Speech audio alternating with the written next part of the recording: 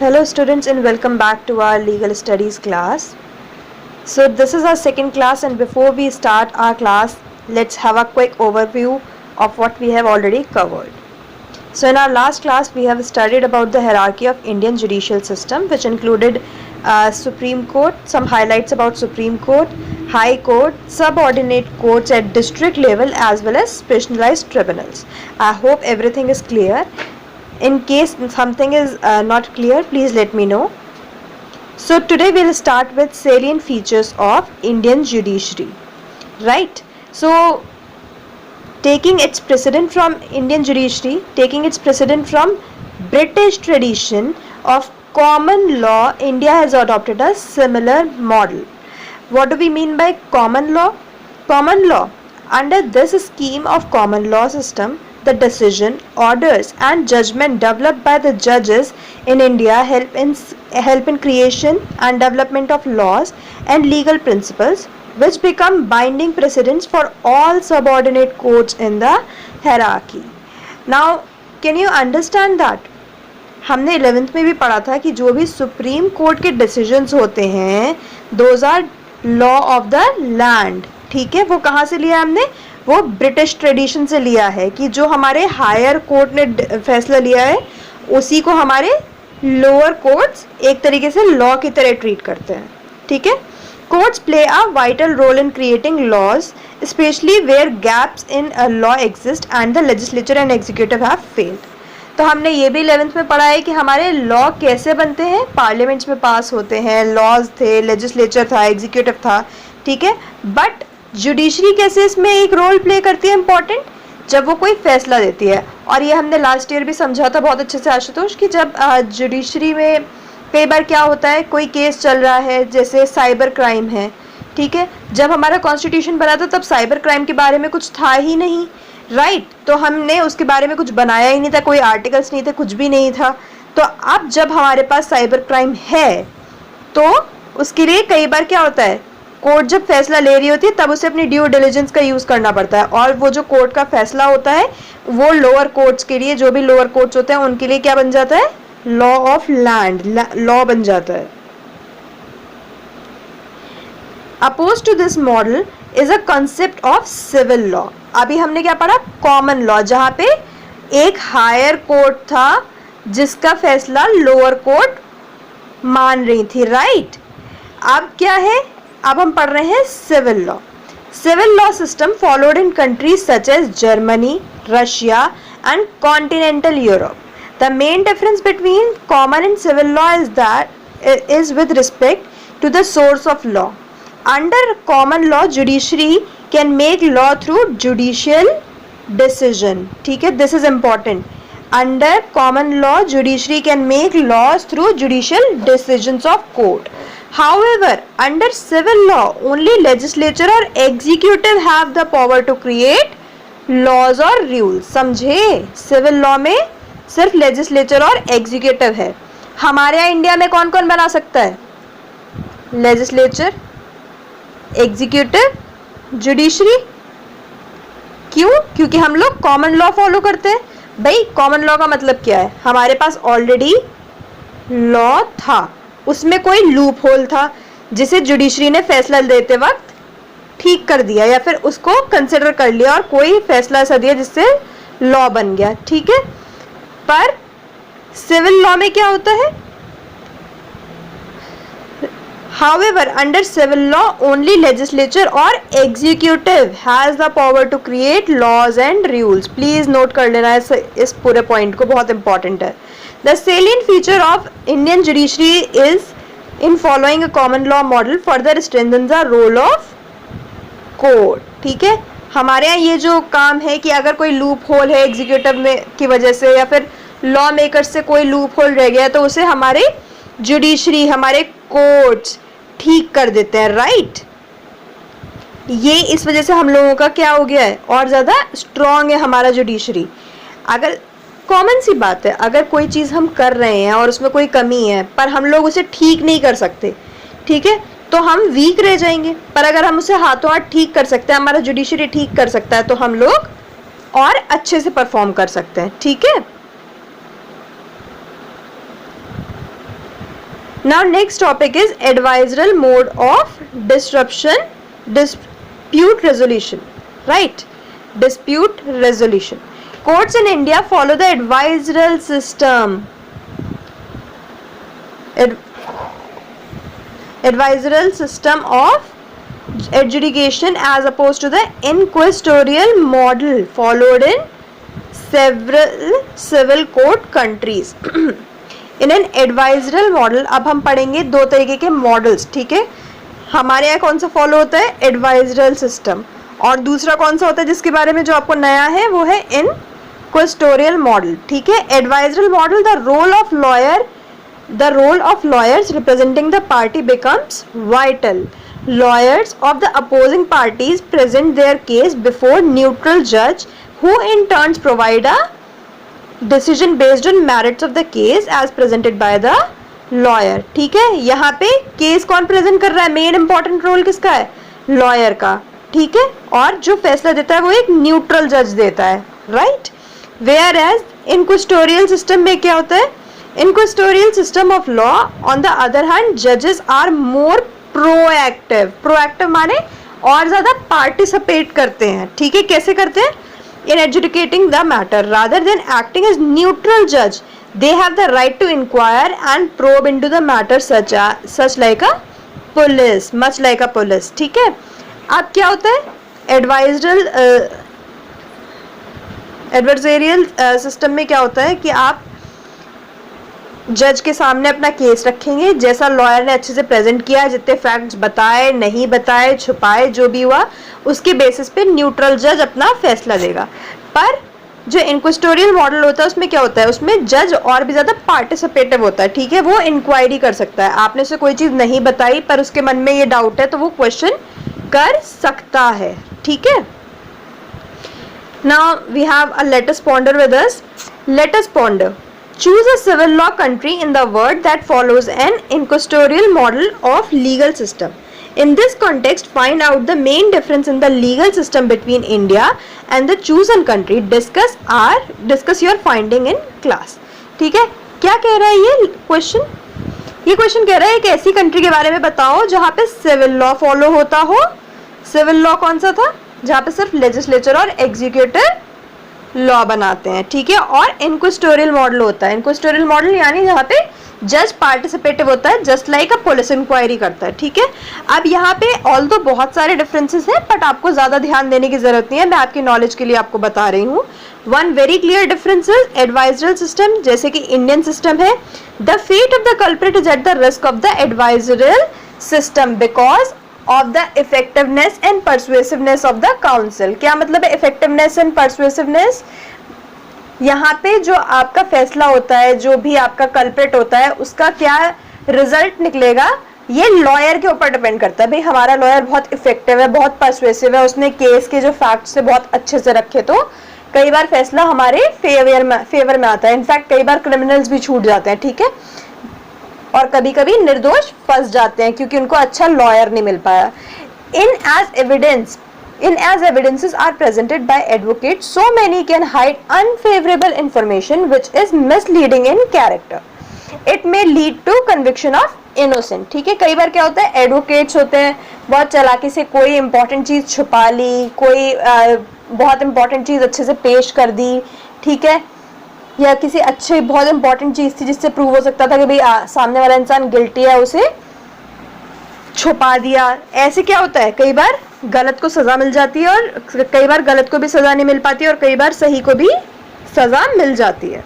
अब हमारे पास ऐसी कंट्रीज जहाँ पे इनक्विजिटोरियल मॉडल फॉलो होता है such as France and Italy. यहाँ पे क्या होता है, यहाँ पे सारा का सारा फोकस होता है on truth seeking without risking. यहाँ पे जज के अगर मन में कोई ख्याल है, कोई इंक्वायरी करना चाहता है तो जज आराम से कर सकता है, उसे लॉयर्स के ऊपर नहीं डिपेंड होना. यहाँ पे अगर लॉयर्स ने अगर कोई चीज़ बताई नहीं है तो हम लोग पूछ नहीं सकते, हमारा जज उसमें इंक्वायरी नहीं कर सकता. पर इन कंट्रीज में जहाँ पे हम इनक्विजिटोरियल मॉडल फॉलो करते हैं वहाँ पे हम पूछ सकते हैं, ठीक है. उसके बाद हमारे पास आता है next Attorney General of India and law officers in India. Certain law officers at the union and state level exist to advise the executive wing of the government. First thing, ये यूनियन और state दोनों level पे होता है. Just like president. President हमारे कहाँ कहाँ होते हैं? यूनियन में भी होते हैं, सेंटर में भी और स्टेट में भी होते हैं. स्टेट में किस नाम से जाने जाते हैं? वो गवर्नर के नाम से. These law officers are taken up by the law officers who derive their mandate either from the constitution or other statutory enactment. पहले अच्छे से समझिए, यहाँ पे ये लॉ ऑफिसर, ये वाला फर्स्ट वाला लॉ ऑफिसर किसे कर रहा है रेफर? अटॉर्नी जनरल को.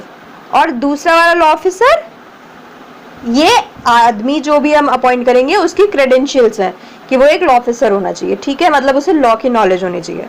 Who derives their mandate either from the constitution or other statutory enactment and rules. यहाँ पे mandate का मतलब क्या है? अपनी पोजीशन या फिर अपनी जो उनकी ऑफिस है वो कैसे है, क्योंकि उसकी एक स्पेस कॉन्स्टिट्यूशन ने बना रखी है. कॉन्स्टिट्यूशन ने बोल रखा है कि भैया एक अटॉर्नी जनरल होगा, उसकी ये पावर होंगी, ये वाला मैंडेट है. ठीक है, अभी हम एक और मैंडेट के बारे में आगे पढ़ेंगे. The Attorney General is the first legal officer of the country. जैसे हमारे फर्स्ट पर्सन होते हैं, फर्स्ट वुमेन होती है कंट्री की, वैसे ही हमारे ये फर्स्ट लीगल ऑफिसर होते हैं. Attorney general of India is appointed by the president of India under article 76. ये जो थोड़ी छोटी छोटी सी चीजें हैं ना, जिन्हें मैं थोड़ा सा अंडरलाइन भी कर रही हूँ, प्लीज पे स्पेशल अटेंशन. जब आप नोट्स भी बनाओ ना, इन की पॉइंट्स को जरूर लिखना, क्योंकि जब आप बोर्ड्स में आंसर लिखोगे तो की पॉइंट्स की बहुत वैल्यू होती है. ठीक है, की पॉइंट्स की बहुत वैल्यू होती है. The attorney general of India is appointed by the president of India under article 76 of the constitution, which states that he can hold the office during the pleasure of the president. क्या मतलब हुआ हमारा pleasure of the president से?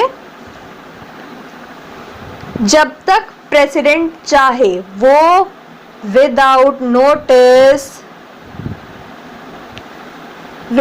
Notice निकाल सकते हैं attorney general को.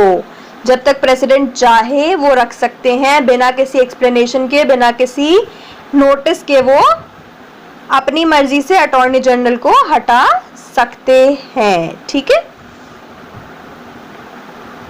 Attorney general must be a person qualified to be appointed as a जज ऑफ सुप्रीम कोर्ट. क्या क्वालिफिकेशन होनी चाहिए? वो सुप्रीम कोर्ट के जज बनने लायक क्वालिफाइड होना चाहिए. ठीक है.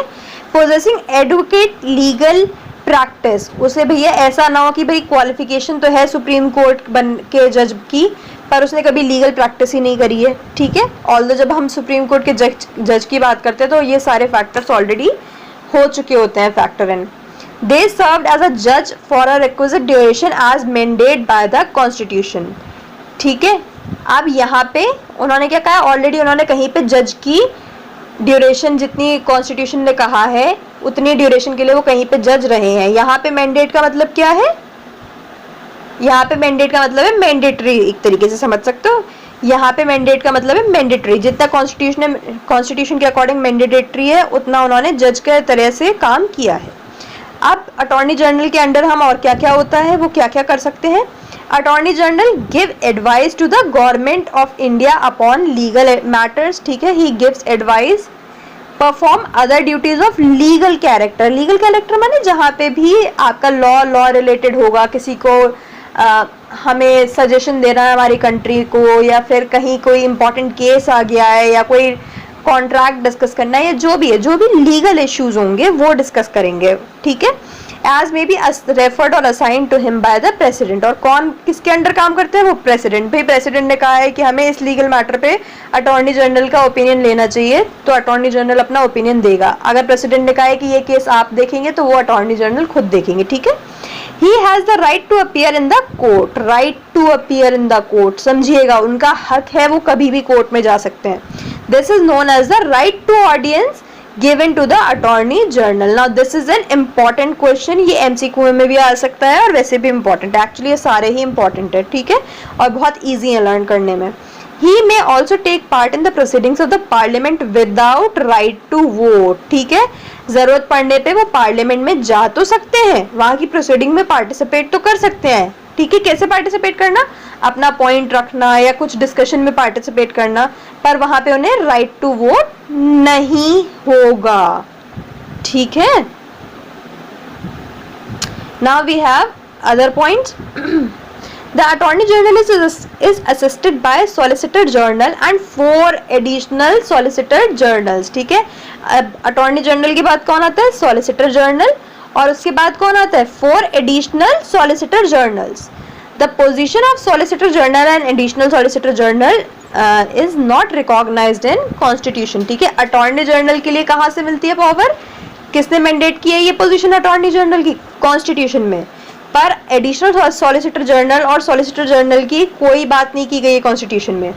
However they are govern through the rules enacted by the parliament. इनकी पोजीशन कैसे आई है पावर में, जब रूल्स बनाए हैं पार्लियामेंट ने। ठीक है, similarly the attorney general of India, the position of advocate general exists at the state level. An advocate general is a senior law officer who act as a legal advisor to the state government। ठीक है, जैसे attorney general होता है वैसे ही कौन होता है, advocate general, और ये कहाँ होते हैं, ये स्टेट लेवल पे होते हैं। ठीक है, ये किसके लीगल एडवाइजर होते हैं, ये स्टेट गवर्नमेंट के होते हैं। ठीक है, according to article 165 of the constitution, the advocate general is appointed by the governor. Attorney general को कौन करता है अपॉइंट, प्रेसिडेंट। ठीक है, स्टेट में कौन करता है, गवर्नर करता है। The advocate general is the chief legal adviser of the state and perform duties of legal characters including representing the state before the court either through himself or herself or through the law officer और pleaders appointed by the state.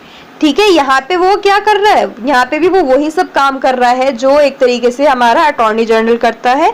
यहाँ पे भी वो high court में जा सकता है। ठीक है, अपनी ड्यूटीज परफॉर्म करने के लिए, या तो डायरेक्टली या फिर उसने किसी और को अपॉइंट कर रखा है, या स्टेट ने कोई और भी उसके नीचे लीगल ऑफिसर अपॉइंट कर रखा है, या फिर प्लीडर यानी जिन्होंने केस कर रखा है, प्लीड कर रखा है, वो है, वो सब भी जा सकते हैं। ठीक है, now what are the qualifications required? Qualification required for appointment of an advocate general is similar to that of a judge of high court। Attorney general के केस में कौन था, सुप्रीम कोर्ट के इक्वल होना चाहिए उसके, वो सुप्रीम कोर्ट के जज के इक्वल होना चाहिए। ठीक है, तब हम पूरे इंडिया की बात कर रहे थे। ठीक है, अब हम स्टेट लेवल की बात कर रहे हैं, तो हमें हाई कोर्ट के अकॉर्डिंग चाहिए, हाई कोर्ट के जज बनने के लिए क्वालिफाइड होना चाहिए हमारा attorney general. The office of an advocate general is held during the pleasure of the governor। ये एग्जैक्ट वही सिनेरियो है जो अटॉर्नी जनरल के लिए होता है, प्लेजर ऑफ द गवर्नर। ठीक है, जब तक गवर्नर चाहे रख सकते हैं और फिर बिना नोटिस के हटा सकते हैं। Who also determine the nature of remuneration। हमने remuneration की बात अटॉर्नी जनरल के टाइम पे नहीं करी थी। ठीक है, यहाँ पे remuneration कौन डिसाइड करता है, गवर्नर। ठीक है, The additional advocate lawyers are also appointed to assist the office of advocate general। जैसे हमने तब बात की थी सॉलिसिटर जनरल और एडिशनल सॉलिसिटर जनरल्स की, यहाँ पे कौन होता है, एडिशनल एडवोकेट जनरल। ठीक है, to assist the office of the advocate general. That's all for today. अगर कोई भी प्रॉब्लम हो तो कॉन्टैक्ट मी।